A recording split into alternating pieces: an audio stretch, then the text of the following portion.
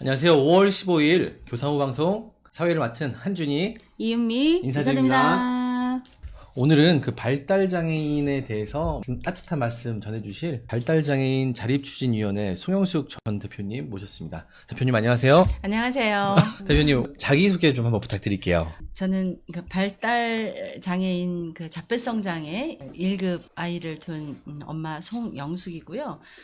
그리고 또 공식적으로는 발달 장애인 자립추진위원회 직전 대표를 맡은 송영숙이라고 합니다. 반갑습니다. 반갑습니다. 선생님, 저희가 주변에 이렇게 불편하신 분들이 많이 있는 걸 알고 있는데도 불구하고 사실은 관심을 갖기도 어려운 부분이 있고 장애인에 대해서 잘 모르는 부분들이 많아요. 네. 특히나 이제 장애인 종류가 발달 장애인도 있고 뭐 지체 장애인도 있고 네. 또 손발이 불편하신 분들도 있고 이렇게 다양하잖아요. 네. 이런 장애인 분들이 어떤 종류가 있는지 네. 좀 이렇게 어떤 차이가 있는지 이런 것 좀 소개해 주실 수 있을까요? 네. 간략하게 말씀을 드리면 발달 장애인을 비롯해서 총 장애 영역이 한 15개의 장애 영역이 있습니다.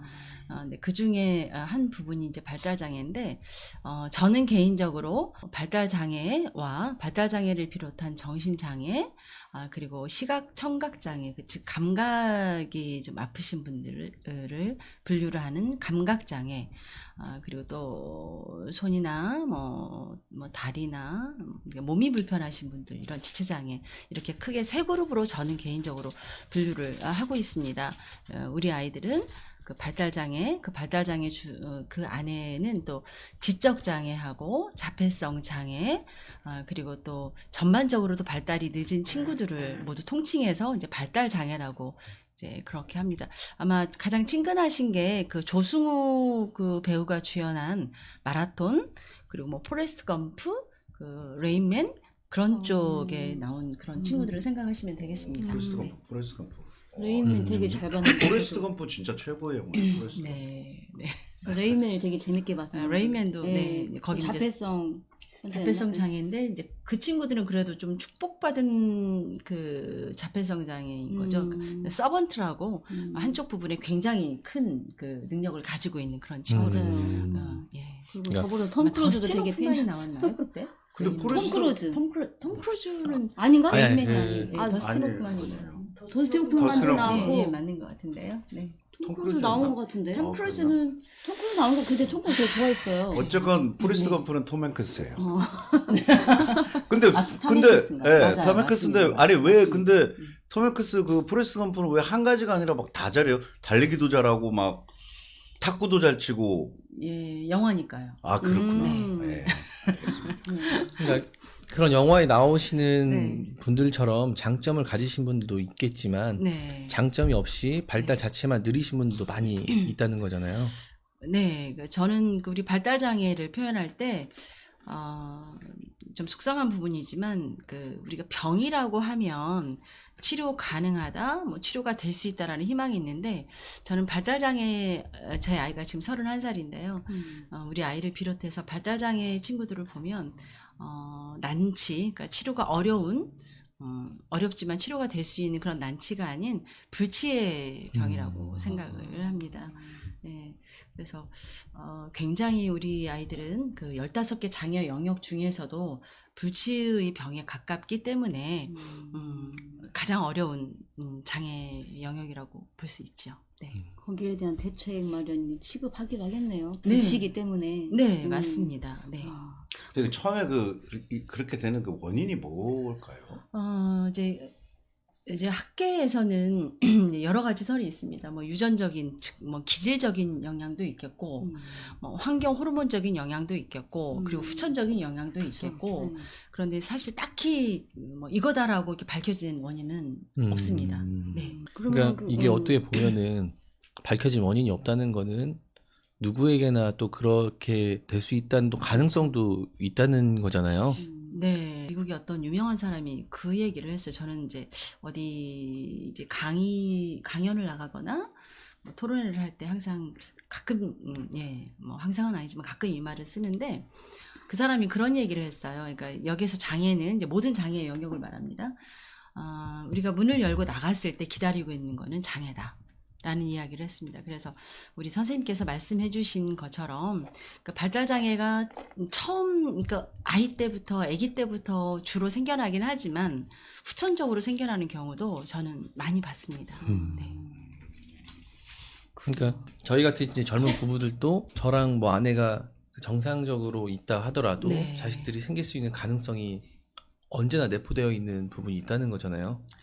그렇죠. 그러니까 그 원인을 모르기 때문에 많은 부분의 학자들이 이제 생각을 하는 게 양육 방법을 이야기를 하거든요. 근데 저는 그거에는 저는 공감하지 않습니다. 학자들이 생각하는 양육 방법을 들고 이 아이가 자폐성 장애가 생겼다, 지적 장애가 생겼다라고 하면 그거는 가슴 아픈 부모님들을 두 번 죽이는 거라고 저는 생각을 합니다. 그 제가 개인적으로 봤을 때는 기질적인 것도 조금 있겠고, 그리고 이제 환경 호르몬 요즘 굉장히 좀 네네네. 심각하지 않습니까? 예. 그거에 대한 방증으로 요즘 얼마나 우리 뭐 젊은 부부들이 교육열이 얼마나 높습니까?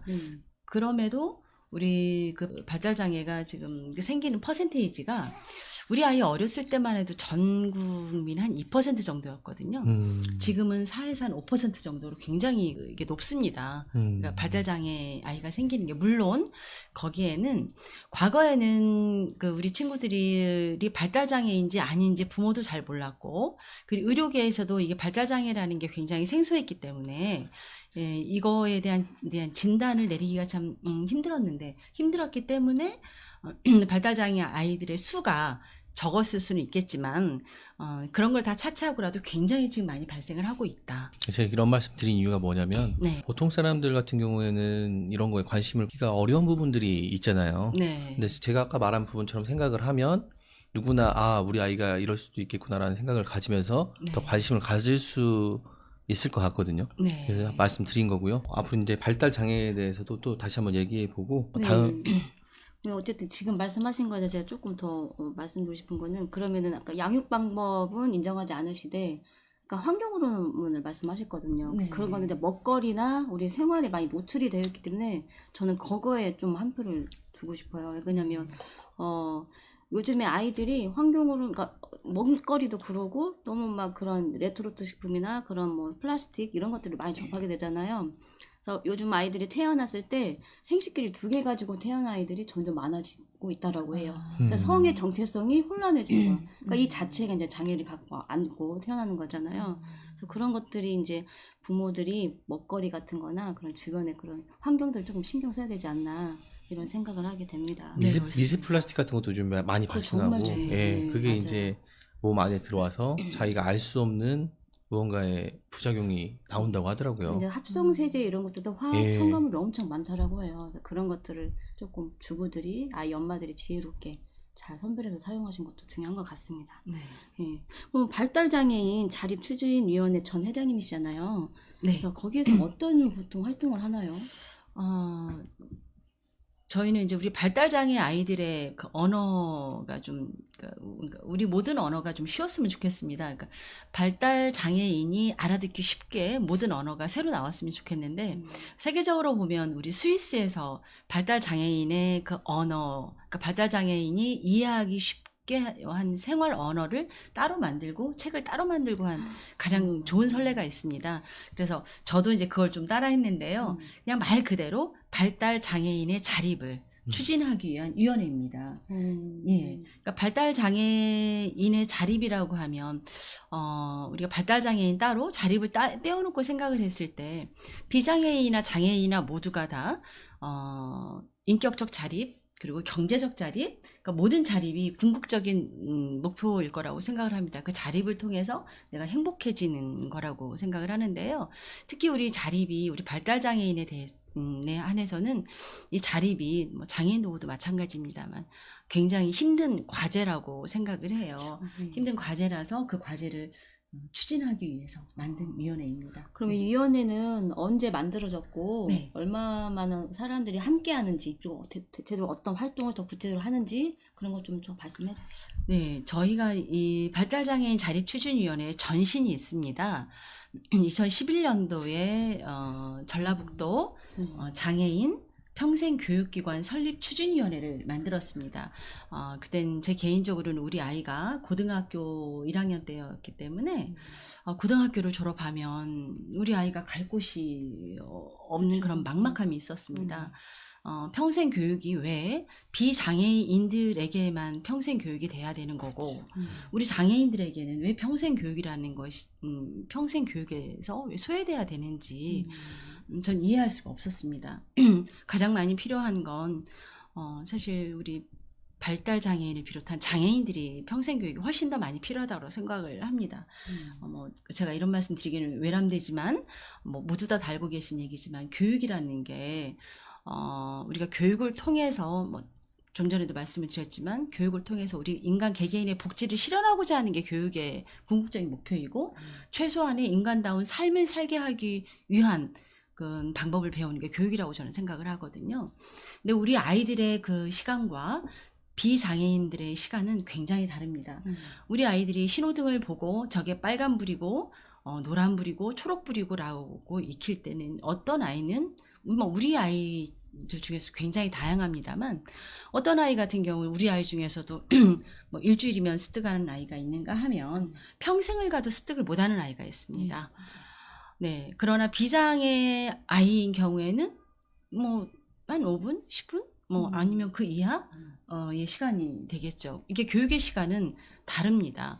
그래서 중학교까지가 비장애 아이들의 의무교육인데요. 우리 아이들은 그런 의미에서 고등학교까지가 의무교육인데 중학교, 고등학교라고 생각을 한다면 3년 정도 더 배워서 과연 비장애 아이들이 중학교 때까지 습득한 것을 우리 아이들이 고등학교 때까지 다 습득을 할 수 있느냐라고 생각을 한다면 그거는 굉장히 크게 모순된 이야기지요. 그래서 우리 아이들은 그야말로 평생 교육이 필요하다. 무엇을 위해서? 돈을 벌기 위해서는 2차적인 거고요. 우리 아이들의 생존을 위해서 평생 교육이 필요하다라는 의미에서 2011년도에 발달장애인의 평생교육기관 설립추진위원회를 만들었고요. 그래서 전라북도의 많은 부모님들이 다 같이 참여를 하셔서 거기에 대한 쾌거로 군산에서 1년 만에 그러면 군산에서 만들자.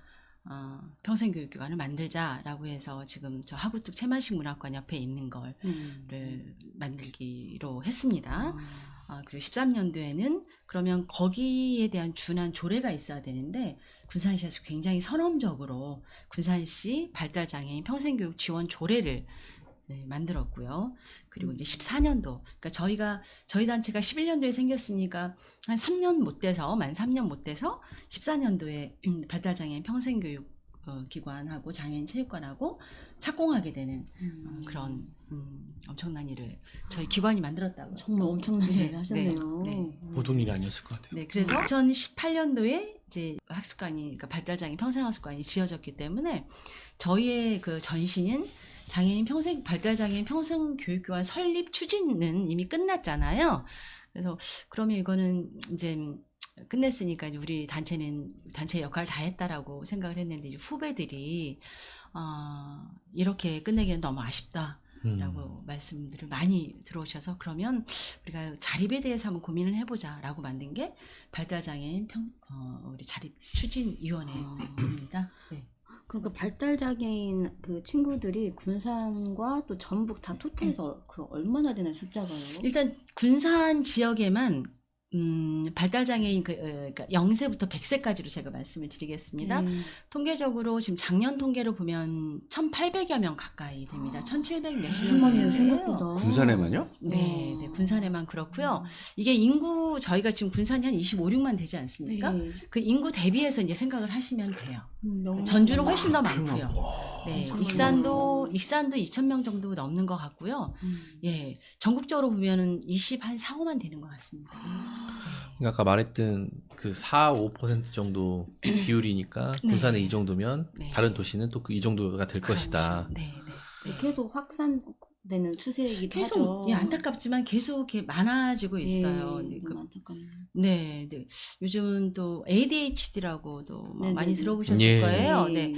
ADHD는 사실 우리 발달장애 범주에 들어오지는 않거든요. 예, 아주 심한 ADHD가 아니면, 그러니까 그 분야도 이제 그쪽 친구들도 좀 정서장애, 쪽이고 감각장애 쪽인가요? 그럼? 그렇죠. 예. 정서장애. 예, 정서장애 쪽인 거고. 그러니까 전반적인 발달장애, 그러니까 발달 지체를 보이는 모든 친구들을 저희 발달장애라고 하니까. 이제 그런 친구들까지 우리가 만약에 발달장애다라고 하게 된다면 엄청나게 많아요. 어마어마한 숫자가 어마어마한 됐어요. 학습장애도 사실은 그 주의력 결핍증후군, 결핍장애 예. 이런 쪽으로도 요즘 장애를 또 분류를 해놓고 있거든요. 그렇게 생각하면 아마 10%가 훨씬 넘어가죠. 아 근데 그렇게 따지면 뭐 중국집 가서 짜장면 짬뽕 못 고르는 선택장애도 결정장애. 결정장애도 그렇고 다 장애인인 것 아니 사실은 뭐 장애냐 있어요. 비장애냐 나누는 맞아요. 분류도 참 그치. 애매하긴 해요. 저는 사실은 완벽한 사람이 없잖아요. 맞아요. 예, 완벽한 맞아요. 사람이 없으면 누구나 사실 조금씩은 다 장애가 있는 사람들 아닌가. 그럼요. 예. 제가 이 얘기 들으니까 분노장애도 있고. 보세요, 분노장애죠 벌써. 저는 분노하지 않습니다. 평온합니다.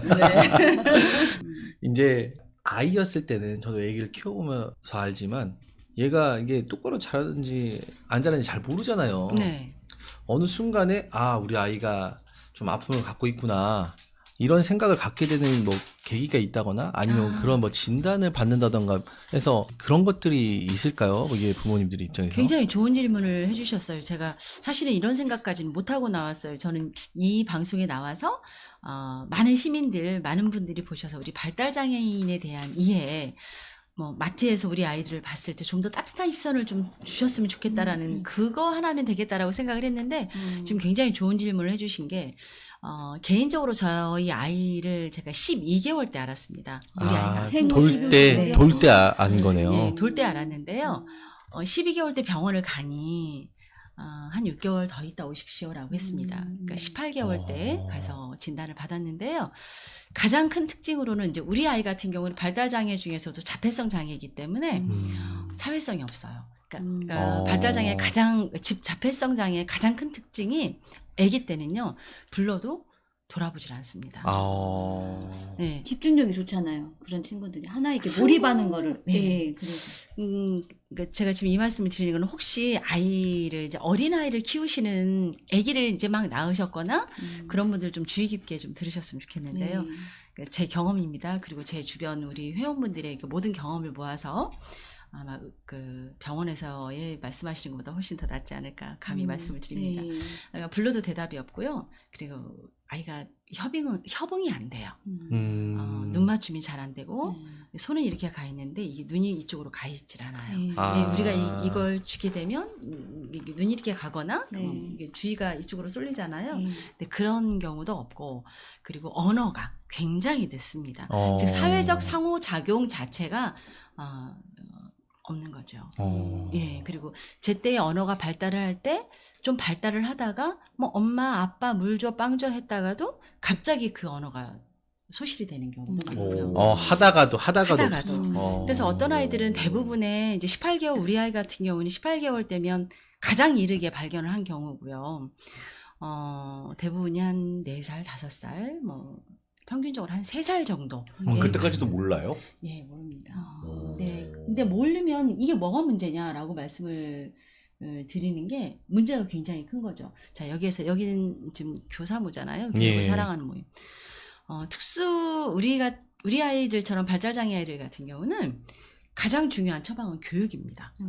즉, 교육이 어렸을 때 받아야 될 교육의 시기를, 그때 받아야 될 시기를 이게 박탈당하고, 그러면서 아이의 발달 지체는 더 심해지고. 그래서 발견을 늦게 함으로 발견을 늦게 인해서 하면은. 모든 게 다 뒤로. 네, 그래서 주의 깊게 혹시 그러니까 아기를 키우시는 엄마들은 아이가 너무 이렇게 너무 뭐 레고에만 몰두해 있고 막 한 곳에 막 인형 하나에만 몰두해 있고 그러면 때로는 애착장애처럼 보일 수는 있겠지만 잘 살펴보시기 바랍니다. 네, 또 엄마들은 그거를 우리 아이 집중력 정말 좋아. 네네. 한번 집중하면 누가 불러도 몰라 막 이렇게. 그럴 정도로 자연스럽게 집중을 하고 있어. 생각하시는 부모가 있는가 하면 너 혹시 아이가 이런 부분이 있을까? 혹시나 가밤 또 되게 기분 나빠하고 네, 우리 그런 아이가 사람도 정상인데 왜 그래? 이렇게 하는 부모도 그리고 있어요. 또 요즘에는 그래서 조심스러워요 그런 것들이. 그 맞벌이를 안 하면은 또 살기가 힘든 시대잖아요. 그러다 보니까 아기 낳고 뭐 바로 뭐 돌도 안 돼서 이렇게 복직을 하신다던가 이렇게 여러 가지 상황에 의해서 아이를 돌보지 못하는 경우들도 많이 있더라고요. 선생님 굉장히 좋은 말씀 예. 해주셨는데요. 지금 후천적 영향, 그러니까 발달장애에서 제가 의료인이 된 거거든요. 발달장애에서의 그 모르겠습니다. 후천적 아, 영향, 다른 부분이 있을까요? 시리가 예. 관심이 많나 봐요. 후천적 영향이라고 하면 가장 큰 게 뭐 미디어를 아이들을 그 뭐 텔레비전이나 뭐 핸드폰이나 컴퓨터를 너무 많이 보여준다. 물론 그것도 있습니다. 예, 정말 그것도 있는데 그리고 또 엄마의 산후 우울증에 대한 영향 이런 것도 있겠고 그래서 엄마가 정말 엄마가 아이를 임신했을 때 정말 모든 사람들이 잘해줘야 돼요. 한 아이를 양육하기 위해서는 그 굉장히 쉬운 얘기 있잖아요.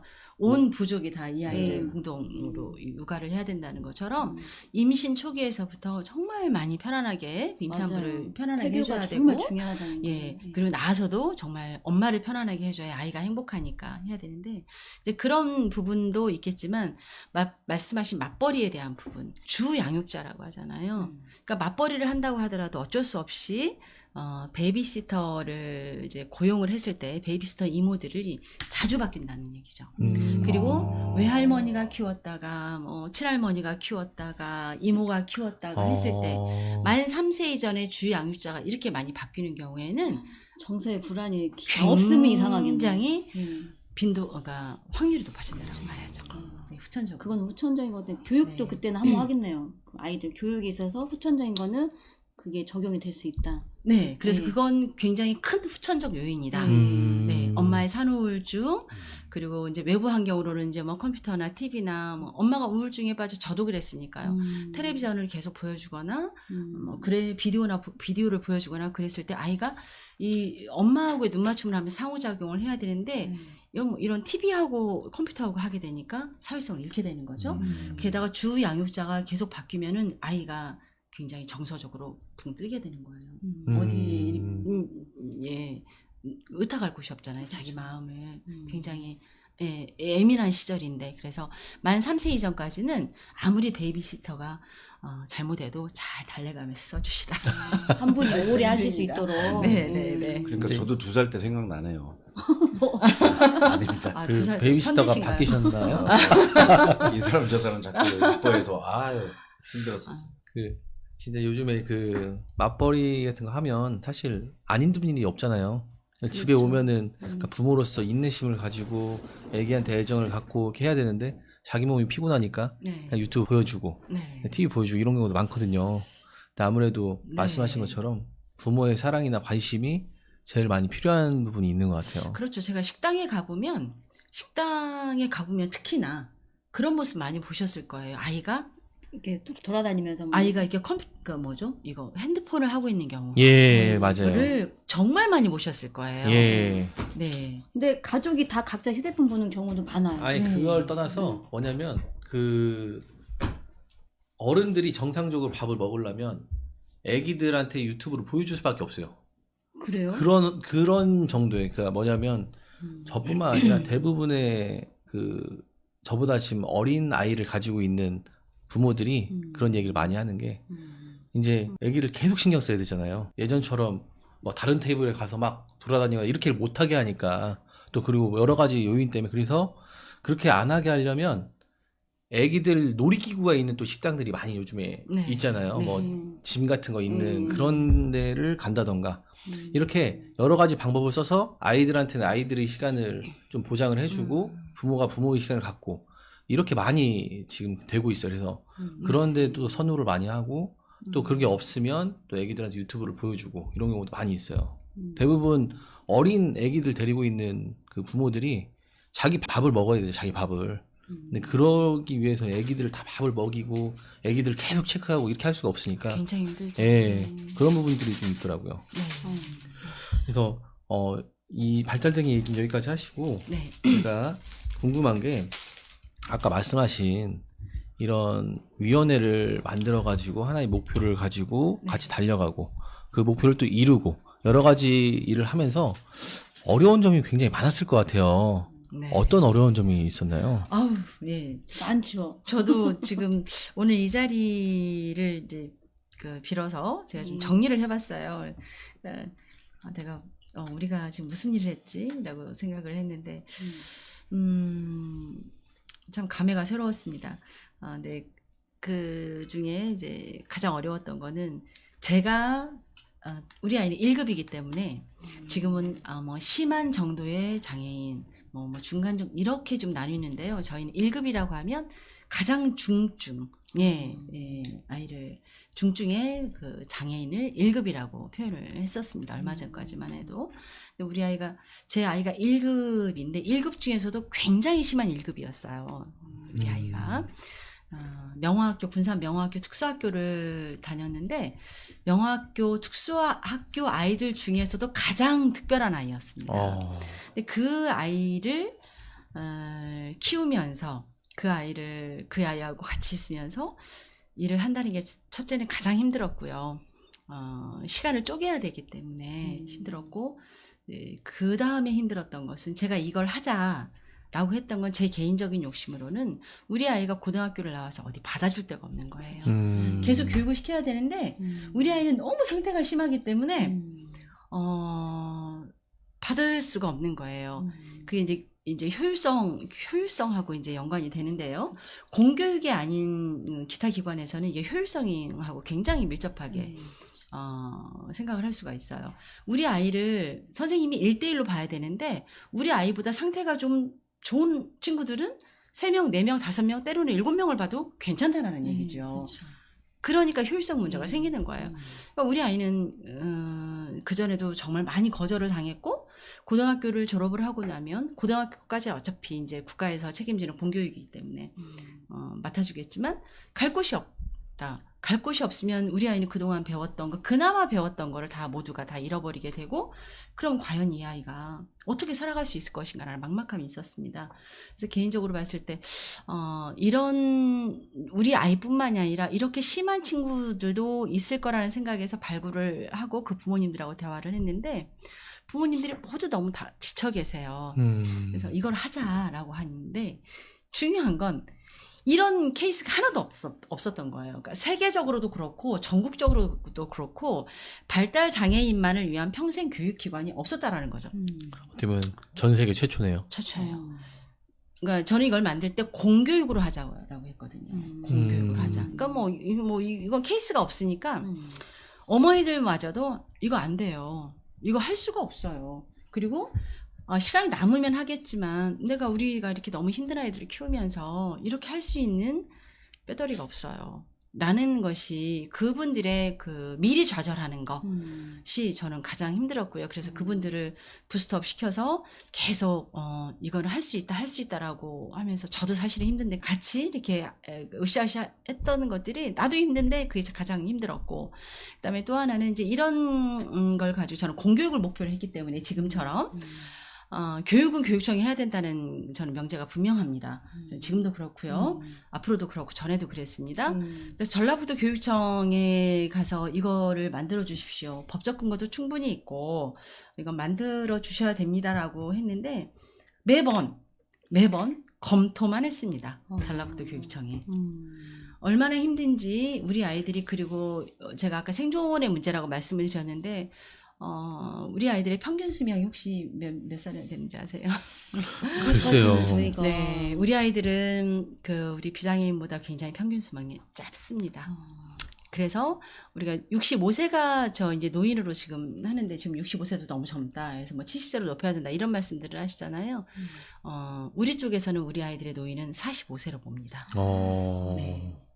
그래서 교육청에 계속 문의하고 두드리고 했으나 교육청이 지금 전주에 있잖아요. 예. 군산에서 전주까지 거의 매일을 거의 출근하다시피 했던 것 같아요. 이걸 설명을 하고 설득을 하고 하는데 잘 들어주는데 검토. 결국에는 교육청에서 해준 게 아무것도 없어요. 이제 그 중에 우리 군산시에서 정말 전국에서 유일하게 너무 감사하게 그럼 이걸 해주겠다라고 지금 아까 말씀드렸지만 1년 만에 그 1년 만에 오케이를 사인을 던져주신 거죠. 예. 그래서 거절당하는 거 그리고 그 검토라고 이야기하는 거 그리고 우리 부모님들의 미리 좌절 이것들이 참 가장 힘들었습니다. 사실 이제 보이지 않는 걸 믿게 하고 사람들과 같이 할 수 있게 하는 것들이 이제 리더의 역할인데 그러니까. 그런 것들이 굉장히 어려운 엄청 부분이 힘들죠. 있는 것 같아요. 근데 아까 전에 이제 요거를 공교육으로 해야 된다는 목표를 가지고 하셨다고 했잖아요. 네. 왜 하필 공교육이어야 될 필요가 있을까요? 그 제가 좀 직전에도 잠깐 그 말씀을 드렸지만 물론 그 사단법인이나 무슨 단체에서 우리 아이들에 대한 교육, 여러 가지 시설 이런 걸 굉장히 잘하고 계신 분들 굉장히 많습니다. 그러나 아까 제가 효율성 문제를 말씀을 드렸고 저는 그 효율성이 나쁘다고 생각하지 않습니다. 운영하는 입장에서 우리 아이 같은 중증의 친구들을 선뜻 받기에는 굉장히 어려웠을 거라고 생각을 해요. 전 이해를 충분히 합니다. 그런데 공교육으로 교육은 뭐 백년지 대계라는 아주 쉬운 말도 있고 우리가 쉬운 말도 있고 그리고 교육은 저는 국가에서 책임을 져야 된다고 봅니다. 특히 우리 발달장애인 부모들이 뭐 어디 혹시 뭐 인터뷰를 보셨는지는 모르겠지만 눈물을 흘리면 상상하는 이야기가 있어요. 아이보다 하루만 더 살 수 있게 기도한다라는 이야기가 있습니다. 평생 책임져야 되는 부분 때문에. 네, 저는 우리 부모님들한테 그랬어요. 이걸 만들면서 여러분들이 이제 그런 얘기 하지 않게 만들어주겠다.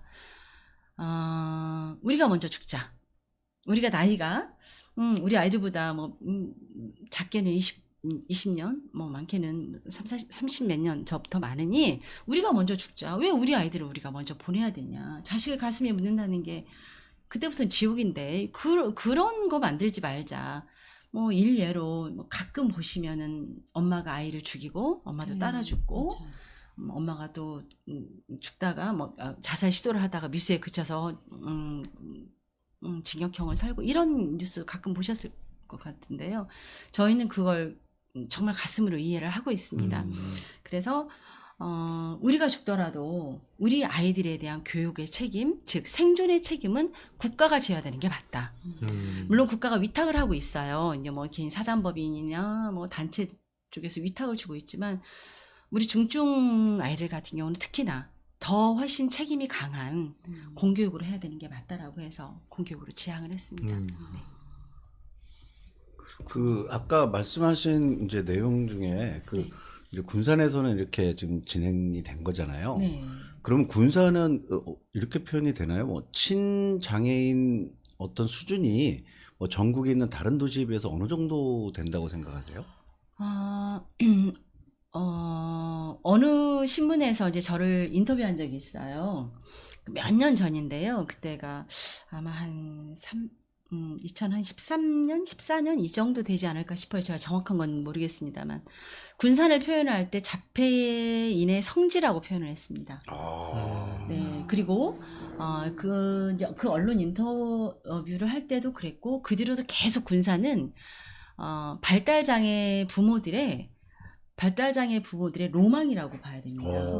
일단 교육 면에서는요. 아, 그래요? 그 아직은 정도예요? 네, 그게 발달장애인 평생학습관이 공교육화되면서부터 그렇습니다.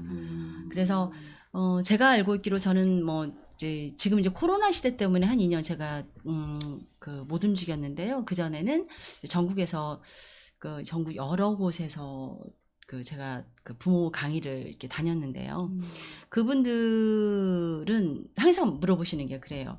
어떻게 군산이 만들어졌을까요? 아니 군산이 사실 재정 자립도가 굉장히 열악한 도시거든요. 그렇죠. 예, 네. 맞습니다. 이게 지금 100% 10위로 하고 있는데 지금은 10위 아닙니다. 지금 뭐 작년부터 재작년부터 국비로 저희가 국비로 좀 많이 받고 있었는데요. 올해는 국비가 끊겼구나. 근데 어떻게 이렇게 100% 10위로 재정 자립도가 낮은 데에서 어떻게 이렇게 작은 소도시에서 할 수 있냐라고 할 때 저는 그렇습니다. 사람이다. 군산은 사람이 달랐어요. 군산은 공무원이 달랐고요. 군산은 시장님이 달랐고 그전 문동신 시장도 달랐고 지금 바로 직전에 그 강임준 시장님도 달랐고요. 시장님이 달랐어요.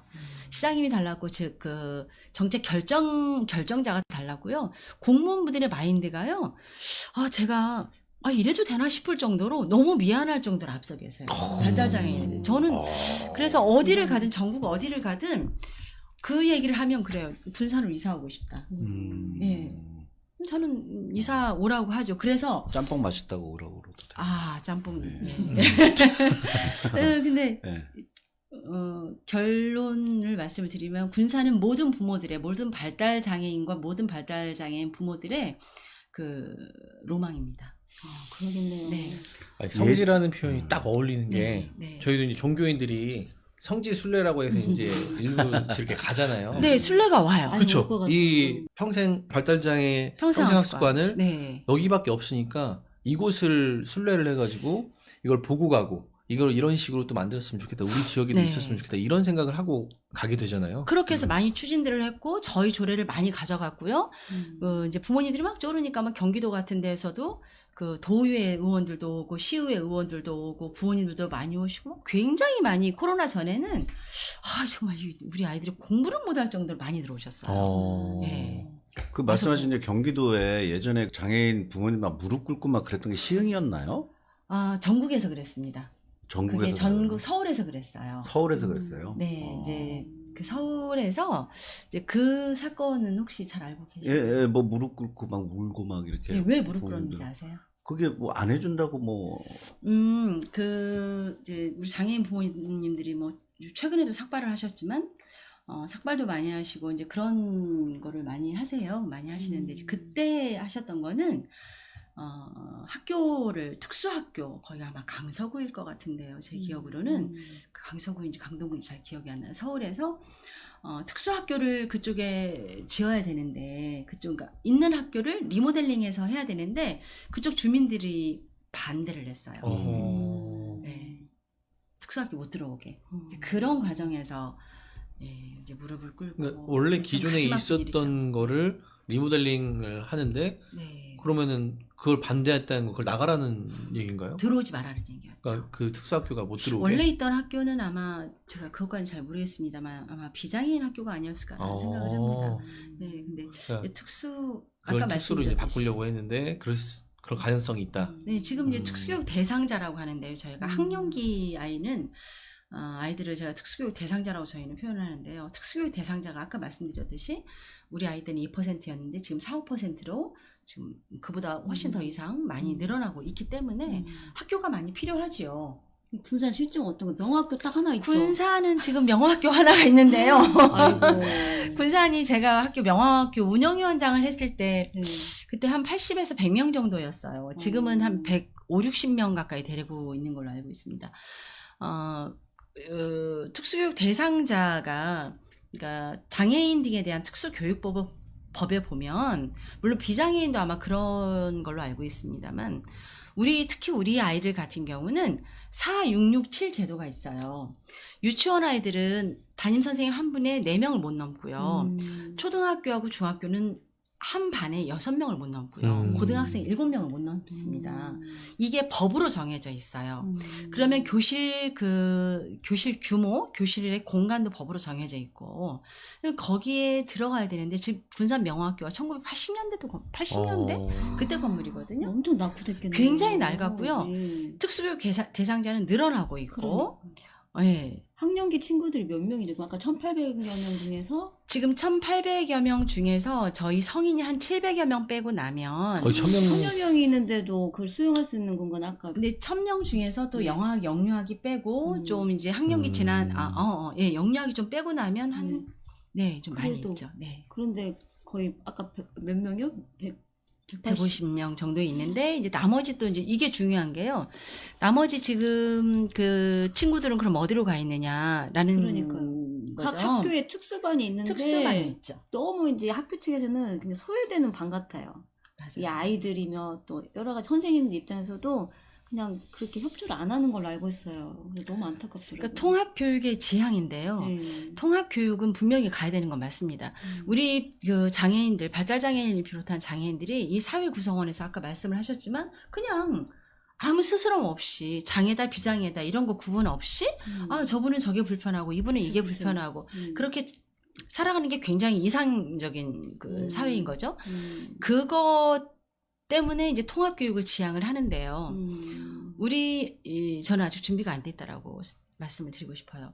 그러니까 우리 아이들 같은 경우는 사실 서비스를 받는 쪽이고 서비스를 주는 쪽에서 좀 준비가 덜 돼 있다. 이 준비를 좀 더 단단히 하고 해야 되는데 이 준비가 안 돼 있는 상황에서 갑자기 통합을 시켜 놓으면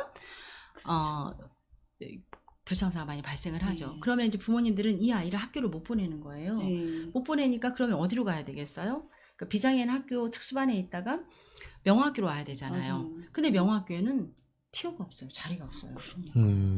자리가 없어요. 최근에 저도 이제 장애 그 언어 치료 거기에서 미술 치료하는 그 학생이 있었는데 군고에서 제가 중학교 1학년 때부터 수업을 했는데 너무 손을 쓸 수 없으니까 최근에 명화학교로 갔다고 했는데 갔는지 어땠는지는 모르겠네요. 그러니까 결국엔 이런 아이들이 다 내몰리는 상황에 있어요 지금. 네, 그래서 그게 지금 우리가 학급 수가 너무 적고 시설도 정말 낙후되어 있어서 위험하고 이런 부분을 이제 많이 이야기를 했음에도 이게 개선이 안 됐죠. 뭐 일부 시설 뭐 개보수 이 정도만 개선이 됐고 안 돼서 이제 뭐 이런 말씀 드려도 되는지 모르겠지만 그 작년에 강임준 시장님이 교육청이랑 우리 전라북도 교육청이랑 뭐 가서 말씀을 하시고 부탁을 하고 또 bu모님들도 가서 여러 번 말씀을 하고 해서 6학급이 신설이 됐어요. 명호학교에. 그나마 조금 숨통이 튀었는데 우리가 수요와 공급으로 보게 되면 턱없이 부족한 숫자다라고 예, 말씀을 드리고 그러니까 싶습니다. 군산이 자폐인이 성지라고 말할 정도로 다른 네. 지역에서는 이렇게 곽광받고 있지만 네. 실제적으로는 장애인을 위한 시설이 굉장히 부족한 부분이 많다. 네. 발달장애인의 성지라고 했던 부분은 발달장애의 성인에 대한 부분입니다. 그쵸, 예. 네. 네, 나머지 학령기에 대한 부분에서 부분은 굉장히 낙후돼 있고. 낙후돼 있고. 평생학습관은 그럼 성인들만 이용할 수 있는 공간이에요? 네, 발달장애인 평생학습관은 이제 뭐 이 방송을 보시는 이제 혹시 발달장애 성인을 두고 계신 분들한테 말씀을 드리고 싶은 게 저희가 이제 우리 발달장애인 평생학습관에서 굉장히 홍보도 많이 했지만 부모님들이 이제 많이 이렇게 안 보내세요. 좀 그게 안타까운데 일단 대상자는 의무교육, 그러니까 저희의 의무교육은 고등학교까지입니다. 그러니까 의무교육을 마치신 분들이 들어오실 수 있는 곳이고요. 저희 조례상 몇 살까지 다닐 수 있냐라고 말씀을 드린 건 45살까지 다닐 수 있는데 네, 뭐 45살 넘었다고 해서 뭐 신체 나이 나가시라고, 45살이요? 네, 나가시라고 할 수가 없잖아요. 왜냐하면 이분들이 또 갈 수 있는 곳이 없어요. 지금 타의시설 정책이라고 그래서 한 시설에 30명 이상 못 두게 돼 있거든요. 근데 시설은 또 안 드러나는 거죠. 그러니까 여기서 시설이라고 하면 이분들이 이제 자 생각해 보세요. 우리 아이가 45살일 때는 저는 70이 훨씬 넘어서 저도 이제 요양원에 들어가야 되는 나이인 거죠. 근데 이 45살 이상의 이 친구들이 이분들이 가실 수 있는 곳이 없어요. 그래서 저희 학습관에서 이분들을 나가시라고 말씀을 못 하시는 것 같아요.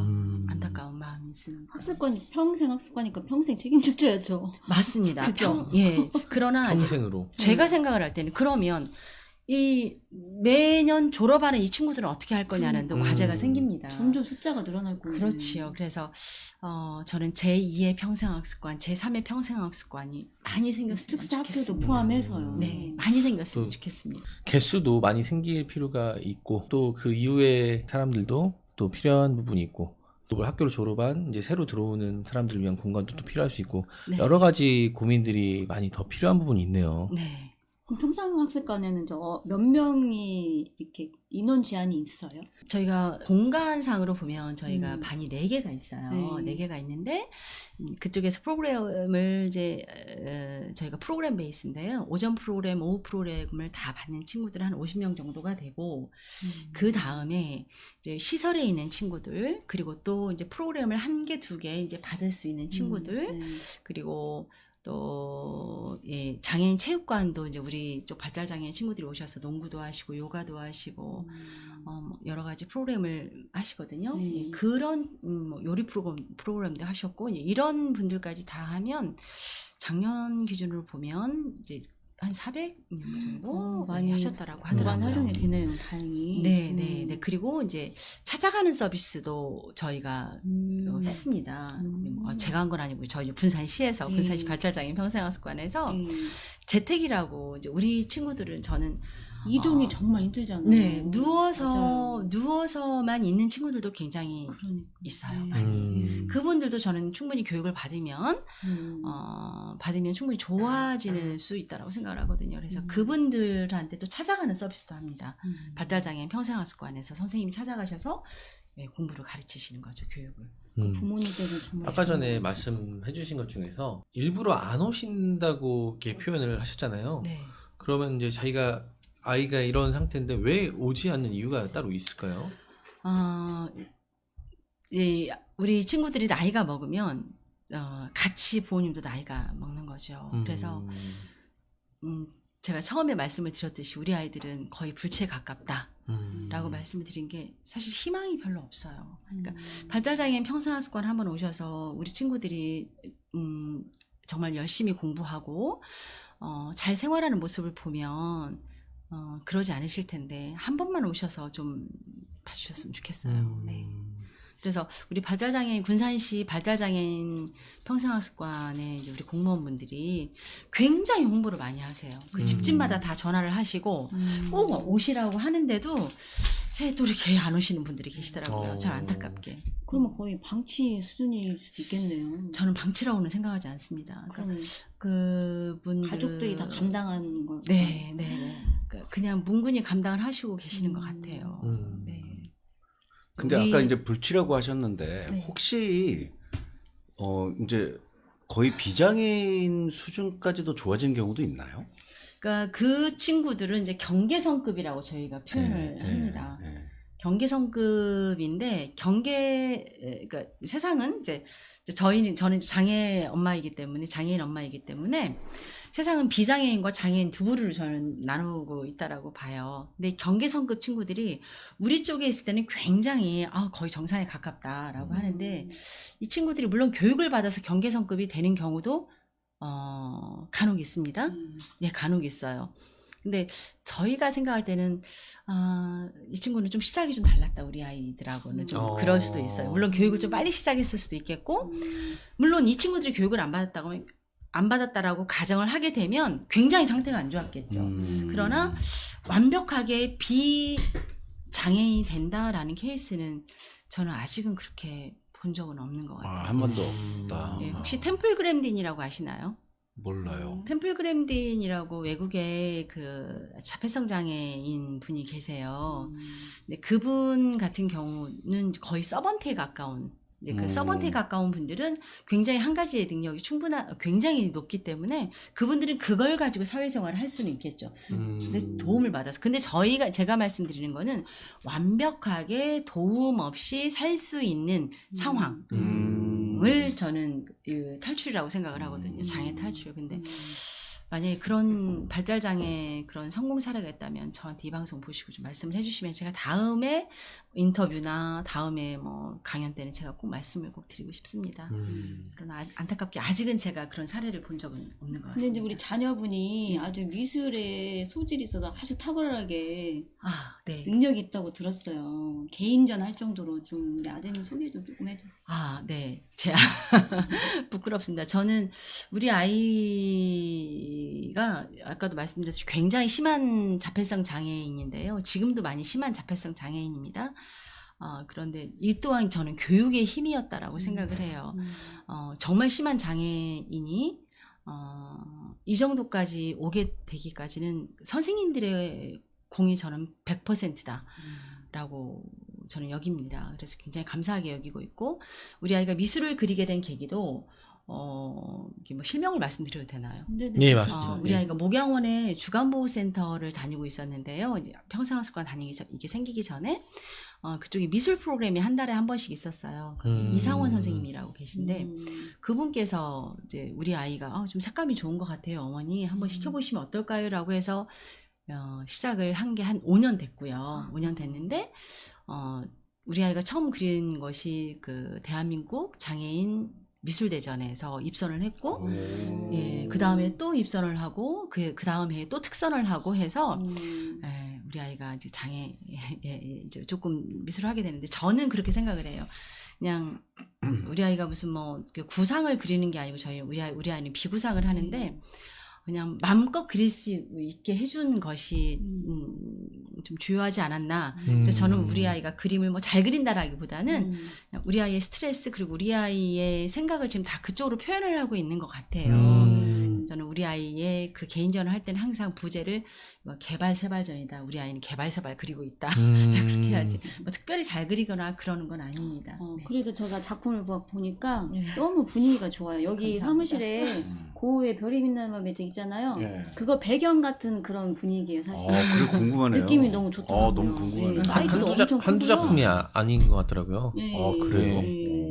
매거진 문산에서 우리 아이도 인터뷰 한번 하셨는데 옛날에. 네, 그랬던 네, 기억이 그- 나네요. 네, 그러니까 네. 똥오줌도 못 가리는 우리 예, 아이 예, 해가지고 예, 예. 정말 우리 아이 똥오줌도 못 가렸었거든요. 저 매거진에서 뭐 명화학교도 뭐 취재도 어. 하고 뭐 좋은 일 많이 하고 오늘 있습니다. 많이 하시네요. 네. 그러면은 이제 이런 오늘 많은 얘기를 나눴는데 네. 이런 발달장애 자립 추진이잖아요. 앞으로 진행 방향은 어떻게 가지고 계세요? 이제 저는 이제 그러니까 저는 이제 뒤로 물러나 있고요. 이제 현 대표께서 좀 해주십사 하고 바라는 게 그리고 또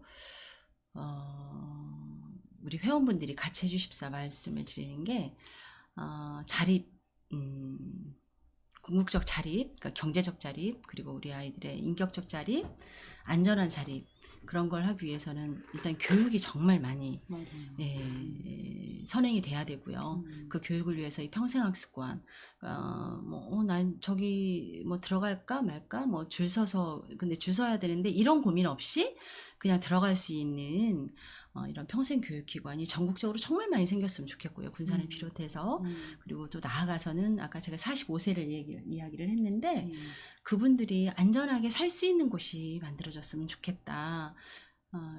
그룹홈이라고 저희가 표현을 합니다. 4인 1가정, 3인 1가정, 2인 1가정 또는 결혼한 우리 아이들도 결혼할 수 있습니다. 아까 말씀드린 경계선급 또는 뭐 그 이하라고 하더라도 우리 아이들도 충분히 성에 대한 자기 결정권이 있고 충분히 보장받아야 될 그런 성이 있기 때문에 결혼도 하고 아이도 낳고 할 수 있다라고 하면 그 부부 그룹홈 이런 걸 좀 공공형으로 만드는 게 제 사실 꿈입니다. 저는 발달장애인 평생학습관이 공공형인 게 너무 자랑스럽거든요. 그러니까. 예. 공공형으로 그룹홈을 만들고 그리고 또 우리 아이들이 직업 체험 그리고 직업을 가질 수 있는 직업센터 이런 것도 좀 공공형으로 전국적으로 많이 생겼으면 좋겠고요. 혹시 이 방송을 보시는 전국의 다른 발달장애인 부모님들이 계시다라고 한다면 우리 군산시 발달장애인 평생학습관에 많은 분들이 오고 계시거든요. 그래서 오셔서 한번 보시고 꾸준히 요구를 하시면 될 것 같고요. 마지막으로 제가 말씀을 드려도 되나요? 예, 마지막 덧붙여서 아니면- 교사무 방송에 출연 소감까지 해서 같이 마무리해 주세요. 그럴까요? 예. 제가 꼭 이거 드리고 싶었던 얘기인데 예. 우리 장평이라고 표현하는데 발달장애인 평생교육기관 설립추진위원회부터 시작을 해서 발달장애인 자립추진위원회 지금 10년이 훨씬 넘게 같이 해온 우리 어머니들 우리 회원분들이 참 많으세요. 많이 힘든 중에서도 내 아이 하나 건사하기 힘들고 막 아이는 막 간질로 넘어지고 그런 중에서도 그 중에서도 우리가 봉사를 참 많이 했습니다. 바자회도 많이 해서 좋은 일도 많이 했고 그러는 중에서 같이 하신 우리 어머님들 정말 존경하고요. 그분들이 안 계셨다면 결코 이걸 만들어질 수 그렇죠. 없었다라고 저는 생각을 해요. 그리고 또 이 자리를 빌어서 제가 교사무에서 네네. 말씀을 드리고 싶은 거는 교육이 세상을 바꾼다. 저는 이 캐치프레이즈가 너무 마음에 들었거든요.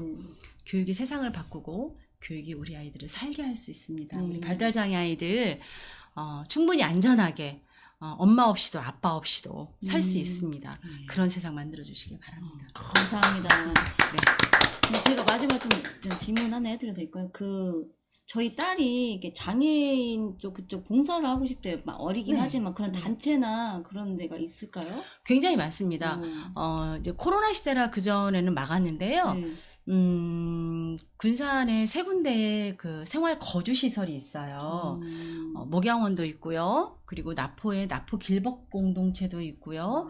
그리고 지금 나누의 집이 좀 무슨 형제 뭐로 바뀌었다고 하던데 그쪽도 있고요. 그리고 또 이제 명화학교에서도 이제 우리 비장애 명화학교는 이제 비장애 친구들하고 같이 이렇게 통합 교육을 하는 게 좀 힘들잖아요. 여기는 그 비장애는 학교가 아니고 특수 아이들만의 학교이기 때문에 그래서 그 친구들도 이제 한 번씩 와서 같이 하는 프로그램도 있고요. 예. 굉장히 많습니다. 예. 그 복지관도 있고요. 아, 그러겠네요. 네. 알겠습니다. 오늘 이렇게 출연해주셔서 너무 감사드리고요. 고맙습니다. 네. 또 미인이시잖아요. 아이고, 네. 고맙습니다. 아니 제가 갑자기 봤는데 아니 너무 미인이셔가지고. 이 화면이 네. 빛이 담지를 나는 못해. 담지를 못해. 아유, 왜 그러세요? 고맙습니다. 실물이랑 저 양반이 저 양반이 점점 이제 정치에 이게- 뿜는 것 같아요. 아니, 조명으로 해서 그런가? 화면이 담지 못해 아쉬운 부분이 좀 있습니다. 자, 오늘 그 선생님 하신 말씀을 하면서 마지막 멘트로 띄우면서 오늘 방송 마무리하려고 하는데요. 내가 아이보다 하루만이라도 더 살고 싶다라는 생각을 많이 한다고 하셨잖아요. 그런 간절한 바람이 이제는 함께 계속 살 수 있는 그런 사회가 되길 바라고, 그런 아이들이 사회에 잘 스며들 수 있게 여러분들의 많은 관심과 배려 필요하다는 거 여러분도 잘 알고 계시죠? 많은 부탁드리겠습니다. 오늘 5월 15일 교사호 방송 이걸로 마치겠습니다. 오늘도 시청해주셔서 너무 감사합니다. 감사합니다. 고맙습니다.